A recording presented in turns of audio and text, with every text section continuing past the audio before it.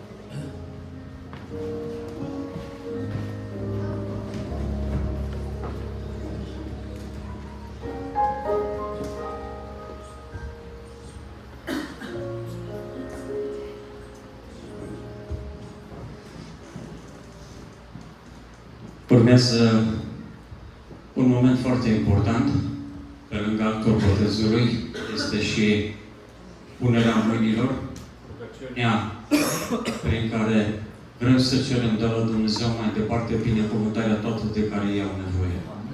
Plinătatea Duhului de care ei au nevoie.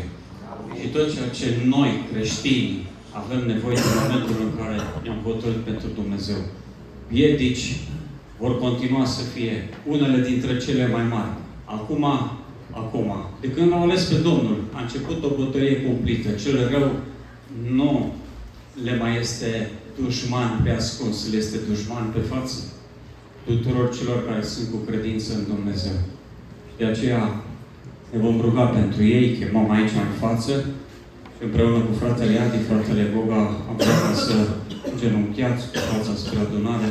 Am vrea să ne rugăm pentru ei și să facem ceea ce Domnul ne învață, să ne rugăm punând mâinile peste ei. Ne ridicăm cu toți în picioare la rugăciunea aceasta.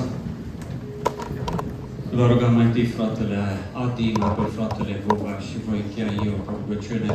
Iar la aminul care se spune, aminul dumneavoastră, aminul nostru al tuturor, înseamnă cuvințarea tuturor acestor rugăciuni și altele pe care și dumneavoastră le-ați înălțat până acum și veți continua să înălțați pentru ei. Doamne, Tată, venim înaintea Ta cu o dorință înfocată. Te rugăm să binecuvintezi acești doi tineri.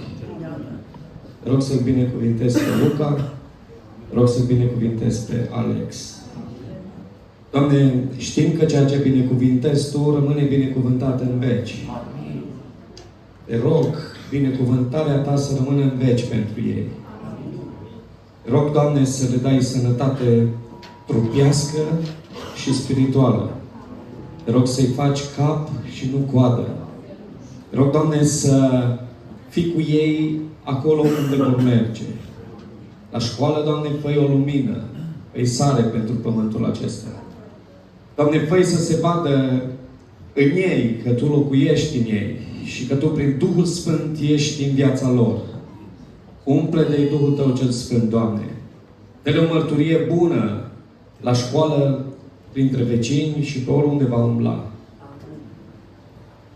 Te rog, Doamne, să binecuvintezi și familiile lor. Doamne, Tu ai instituit familia. Este creația Ta. Este prima instituție care ai creat-o. Ca ei să poată să fie fericiți atât pe pământ, cât și odată în veșnicie. Doamne, vrem ca cu toții, ei împreună cu familiile lor, să fie binecuvântați de Tine. Să fie cu toții întorși la Tine, Doamne. Să Te accepte pe Tine ca Domn și Stăpân în viața lor. Binecuvintează, Doamne, în biserica aceasta. Te rog să-i faci Tu, Doamne, de fiecare dintre ei un mădular de cinste, Doamne. Ca să poată să Te slujească pe Tine, să fie de folos lucrării Tale. Sunt tineri, ține-i, Doamne Iisuse, în mâna Ta strânși. Să nu cumva să se piardă, Doamne. Doamne, încredințăm în brațul Tău. Și îți mulțumim că asculți rugăciunea aceasta. Pentru că rugăciunea aceasta am făcut-o în numele Fiului Tău. Și în numele Lui știu că este ascultare. Glorie Ție în veci. Amin. Amin.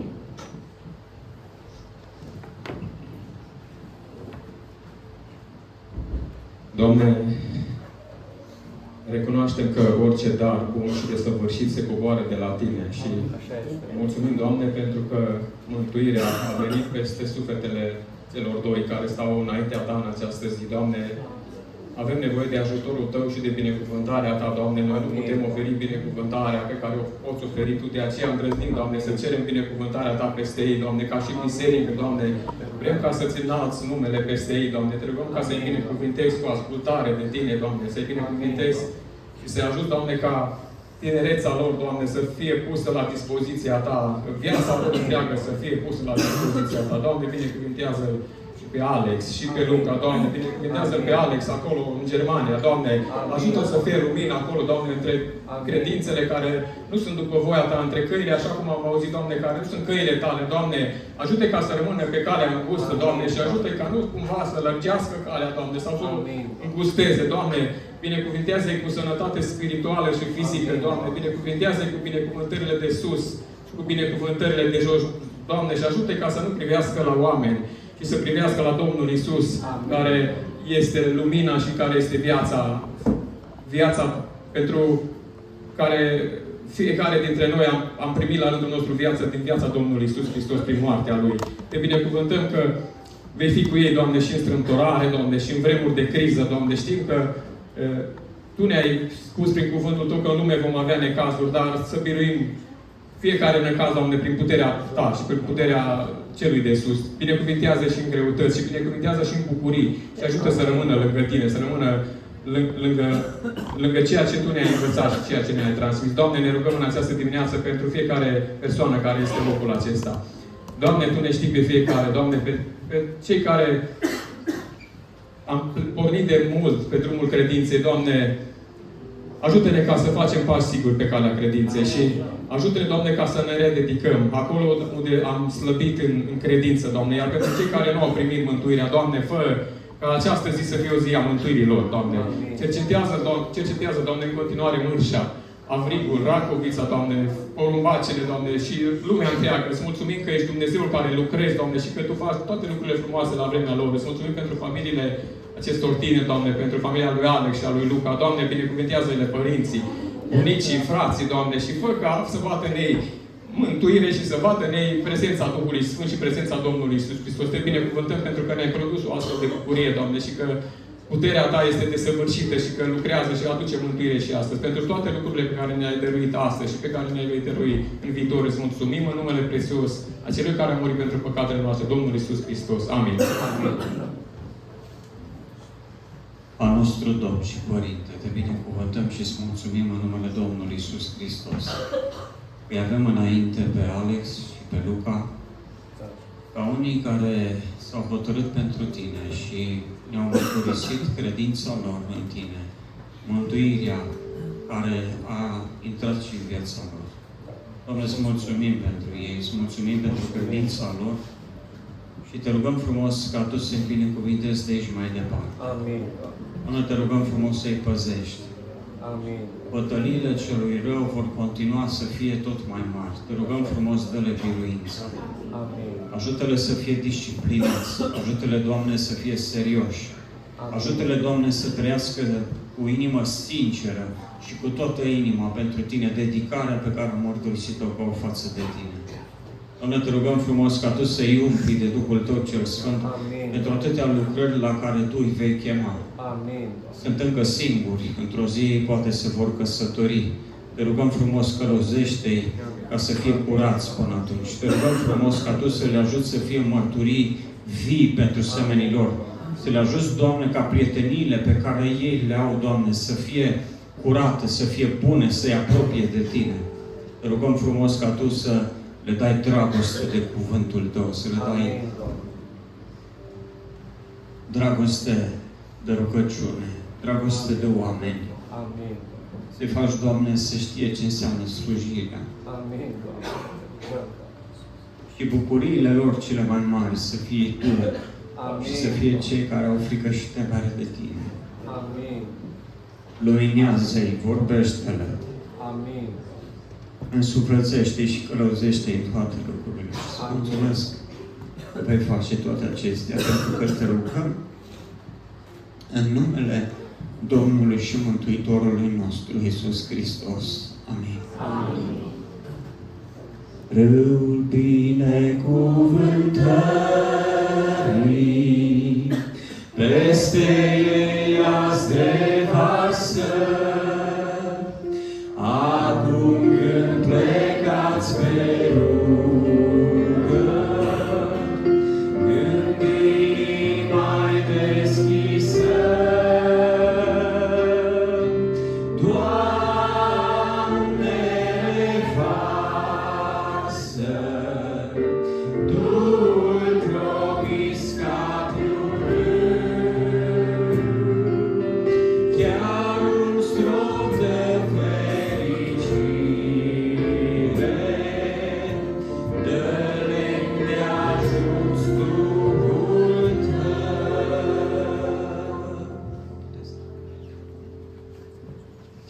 Puteți să ocupați locurile pentru un minut sau câteva clipe. Încheiem această parte de închinare și de slujbă duhovnicească. Părtășia va continua afară, la masă. Am încercat să facem să fie bine, umbră e mai mare pe partea cealaltă. Dacă frații au pus și mese pe partea cealaltă, poate un pic așa ne împărțim, nu știu, dar dacă puteți rezista și la soare, stăm așa mai împreună. Sperăm să ne bucurăm cât mai bine și toți care ne aflăm aici. Dacă e nevoie, scoatem cât un scaun afară pentru cei care aveți nevoie. Continuăm părtășia afară. Mai rămâne încă un lucru iarăși foarte important. Alex nu va mai prinde duminica viitoare aici cu noi să se bucure de prima lui masă a Domnului cu adunarea. Și am zis, trebuie să facem cumva să o ținem duminica aceasta. Ca să nu ne fi lungit prea mult, am zis, avem masa împreună și cei care mai rămâneți, poate unii nu veți sta neapărat, cei care mai rămâneți ne strângem din nou înăuntru pentru maxim o jumătate de oră, nici atât. Avem o cântare, o rugăciune și luăm parte la masa Domnului împreună cu toți cei care au încheiat un legământ cu Dumnezeu personal, l-au mărturisit în apa botezului și vor să ia parte la bucuria aceasta. Domnul să vă binecuvinteze și încă o dată vă mulțumim că ați fost împreună cu noi la această bucurie și ați făcut posibilă căldura din toate punctele de vedere să fie mare. Sperăm că nu prea mare din punct de vedere Celsius. Domnul să vă însoțească mai departe pe cei care nu veți mai rămâne la cea de-a doua parte. După mâncare, la mâncare, toți. Fiți binecuvântați! Amin.